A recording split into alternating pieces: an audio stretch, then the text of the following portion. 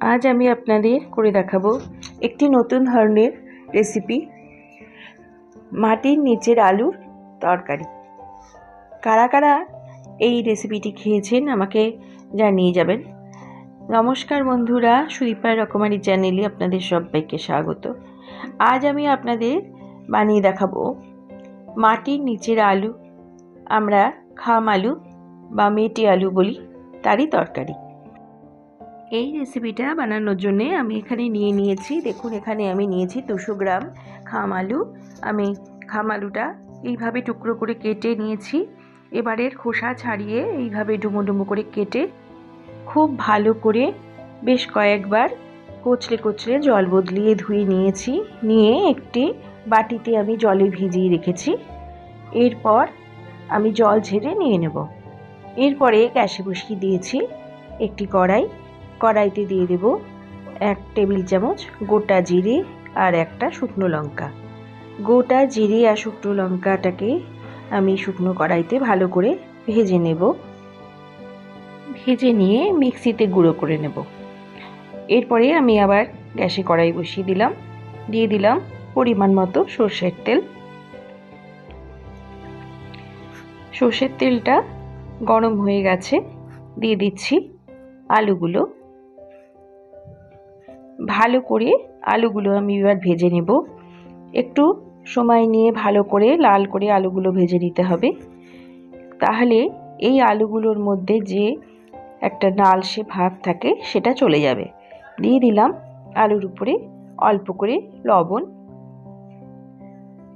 এবারে গ্যাসের আঁচটা লো করে আমি একটি ঢাকনা দিয়ে ঢেকে দিচ্ছি,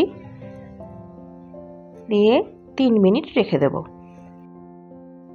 এবারে আমি এখানে একটি মশলা বানিয়ে নেব।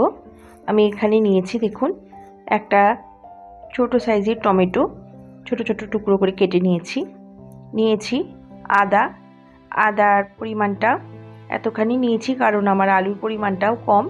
আর নিয়েছি একটা কাঁচা লঙ্কাটা যেহেতু ঝাল সেজন্য আমি একটাই নিয়েছি। আর এর মধ্যে দিচ্ছি 1 চামচ ধনের গুঁড়ো। মশলাগুলো এবারে সামান্য জল দিয়ে আমি মিক্সিতে পেস্ট করে নেব। এর মধ্যে কিন্তু আমি জিরের গুঁড়ো দিলাম না, যেহেতু আপনারা দেখলেন জিরেটা আমি গোটা ভেজে গুঁড়ো করে নিয়েছি, সেই জন্য দিইনি। 3 মিনিট পর চলে এলাম। দেখুন আমার আলুটা কিন্তু লাল করে ভাজা হয়ে গেছে। গ্যাসের আঁচটা কিন্তু আমার কমানোই আছে।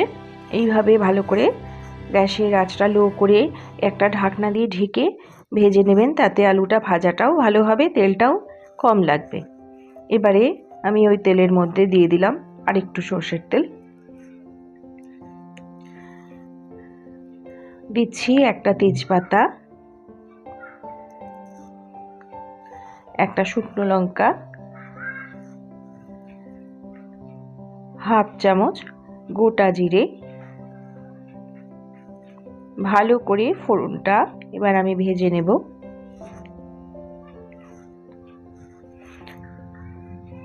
ফোড়নটা ভালো করে ভাজা হয়ে গেছে। এবারে আমি এর মধ্যে দিয়ে দেব যে মশলাটা আমি পেস্ট করেছি সেই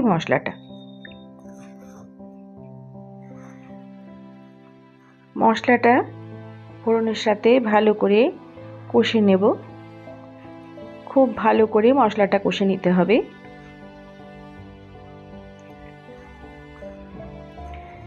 এবার আমি দিয়ে দিচ্ছি 1/2 চামচ হিংটা এই রান্নাটা দিলে কিন্তু খুব সুন্দর গন্ধ আসে। হিংটা আপনারা দেওয়ার চেষ্টা করবেন, আর যারা খান না তারা স্কিপ করে যাবেন। দিয়ে দিলাম হলুদ পরিমাণ মতো।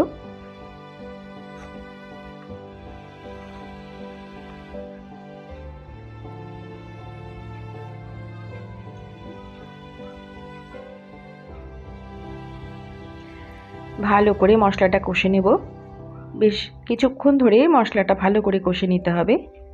দেখুন আমি মশলাটা খুব ভালোভাবে কষে নিয়েছি, মশলার থেকে তেল বেরিয়ে এসেছে। এই পর্যায়ে এবার আমি ভেজে রাখা মেটে আলুগুলো দিয়ে দিলাম। আলুটা দিয়ে মশলাটা খুব ভালো করে কষে নিতে হবে। দেখুন ভালো করে কষে নিচ্ছি। এবারে আমি এর মধ্যে দিয়ে দেব লবণ। যেহেতু আমি ভাজার সময় লবণ দিয়েছিলাম অল্প করে, সেই পরিমাণ বুঝে এখন আমি লবণটা দিয়ে দেব। দিয়ে দিলাম লবণ। এবার লবণের সঙ্গে ভালো করে মিশিয়ে নিচ্ছি।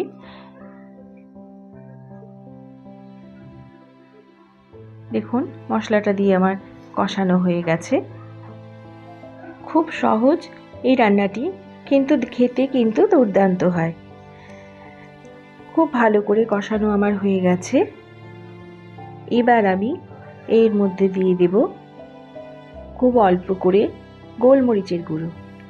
এই রান্নাটাতে আমি কোনো শুকনো লঙ্কার গুঁড়োর ব্যবহার করিনি, অল্প করে গোলমরিচের গুঁড়ো দিলাম। গোলমরিচের গুঁড়ো দিয়ে রান্নাটায় দিলে এই রান্নাটার স্বাদ কিন্তু অসাধারণ হয়। ভালো করে কষানো আমার হয়ে গেছে। এবারে আমি এর মধ্যে দিয়ে দেব আগে থেকে করে রাখা গরম জল।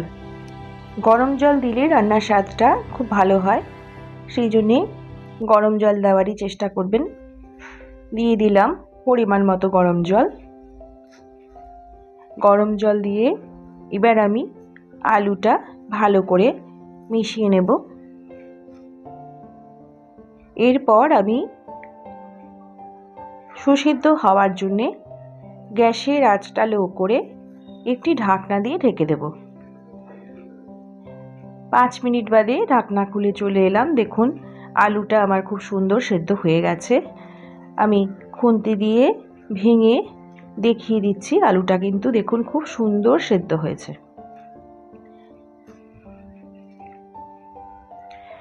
এই পর্যায়ে এবার আমি দিয়ে দেব যে ভাজা জিরের গুঁড়োটা আমি করে রেখেছিলাম সেই গুঁড়োটা। ভাজা জিরের গুঁড়োটা দিয়ে দিলাম। দেওয়ার পরে এবার আমি ভালো করে মিশিয়ে নিচ্ছি। এবার দেব হাফ টেবিল চামচ গরম মশলার গুঁড়ো, আর দেব সামান্য ঘি। ঘি আর গরম মশলার গুঁড়োটা এই রান্নাটাতে কিন্তু স্বাদটা খুব ভালো করে। অবশ্যই ঘি গরম মশলাটা দিয়ে এই রান্নাটা করার চেষ্টা করবেন, খুব ভালো হবে তাতে। ঘি গরম মশলাটা দিয়ে আমি ভালো করে মিশিয়ে নিচ্ছি। ঘি গরম মশলার গন্ধটা খুব সুন্দর বেরিয়েছে।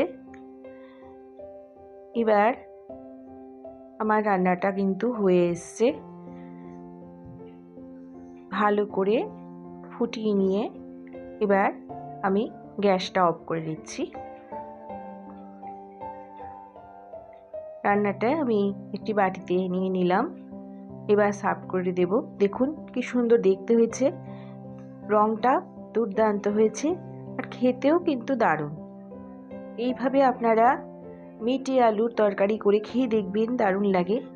এখন শীতকাল, এই সময় বাজারে মেটে আলু ওঠে, সারা শীতকাল জুড়েই পাওয়া যায়। আপনারা বাজার থেকে এনে খেয়ে দেখবেন, ভীষণ ভালো হয়। করতেও কিন্তু খুব যে দেরি হয়েছে তা নয়, খুব তাড়াতাড়ি হয়ে গেছে রেসিপিটা, খেতেও দুর্দান্ত। আপনারা করে খেয়ে দেখবেন। এতক্ষণ আমার ভিডিওর সাথে সম্পূর্ণ জুড়ে রয়েছেন যেসব বন্ধুরা, তাদের জন্য রইল আমার অনেক অনেক ভালোবাসা। আপনারা সবাই ভালো থাকবেন, সুস্থ থাকবেন, আর এইভাবে আমার রেসিপির সাথে জুড়ে আমাকে নতুন ভিডিও বানাতে উৎসাহিত করে যাবেন আপনাদের সুন্দর সুন্দর কমেন্টের মাধ্যমে। নমস্কার।